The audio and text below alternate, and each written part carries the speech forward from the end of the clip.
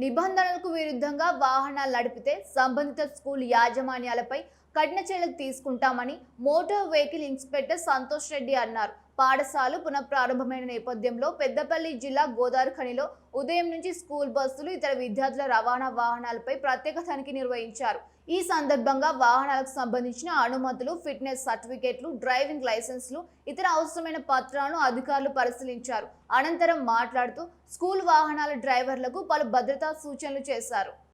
పాఠశాలలు పునఃప్రారంభమైన సందర్భంగా ఈరోజు రామగుండం మరియు గోదావరిఖని ప్రాంతంలో స్కూల్ బస్సుల తనిఖీలు చేయడం జరిగింది. అందులో భాగంగా గౌతమి నగర్లో ఇప్పటి వరకు ఒక 10 స్కూల్ బస్సులను తనిఖీ చేయడం జరిగింది.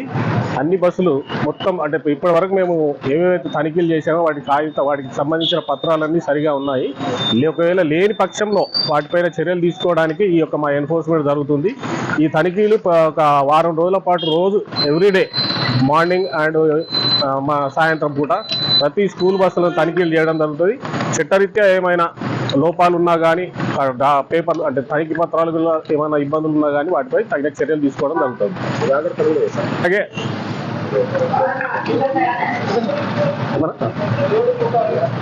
అధిక లోడుతో వెళ్ళకూడదు. సీటింగ్ కెపాసిటీ ఎంత ఉందో అంతమందిని పిల్లల్ని తీసుకెళ్ళాలి. అలాగే ప్రతి స్కూల్ బస్సులో ఒక అటెండెంట్ ఉండాలి. చిన్న పిల్లల్ని కిందికి దింపిన తర్వాత రోడ్ క్రాసింగ్ చేశాకనే వెళ్ళాలి. అటువంటి చర్యలు చేయనప్పుడు అటువంటి స్కూల్ యాజమాన్యం పైన తగిన చర్యలు తీసుకోవడానికి సిద్ధంగా ఉన్నాం.